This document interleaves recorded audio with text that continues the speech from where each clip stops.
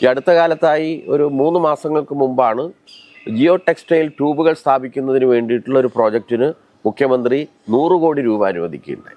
അതിന്റെ നടപടികളുമായിട്ട് നമ്മൾ മുന്നോട്ട് പോയിക്കൊണ്ടിരിക്കുകയാണ്. അതിൽ 100 കോടി രൂപ കേരളത്തിന്റെ തീരങ്ങളിൽ 22 സ്ഥലങ്ങളിലാണ്. തീരത്തു നിന്നും അകലെ മാറി 10 മീറ്റർ ആഴത്തിൽ 500ഉം 600ഉം എല്ലാം ടണ്ണുകളുള്ള മണൽച്ചാക്കുകൾ നിറച്ച് അത് സ്ക്വയർ രൂപത്തിലും മറ്റും രൂപപ്പെടുത്തി കടലിൻ്റെ ആഴങ്ങളിൽ അത് നിക്ഷേപിക്കുന്ന ഒരു പദ്ധതിയാണ്.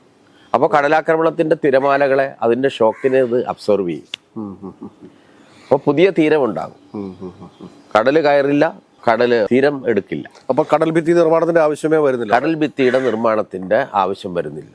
കാരണം ഇത്രയും ദൂരം കൽഭിത്തികൾ കെട്ടുക എന്നുള്ളത് പ്രായോഗികമല്ല. അത്രയും കല്ലുകൾ നമുക്ക് കിട്ടില്ല. പരിസ്ഥിതി പ്രശ്നം മൂലം അത്തരത്തിലുള്ള വലിയ കല്ലുകൾ ലഭിക്കുന്നതിനുള്ള സാധ്യതകൾ കുറഞ്ഞിരിക്കുന്നു. അതുകൊണ്ട് പുതിയ സാങ്കേതിക വിദ്യകൾ നമ്മൾ പരീക്ഷിക്കുകയാണ്.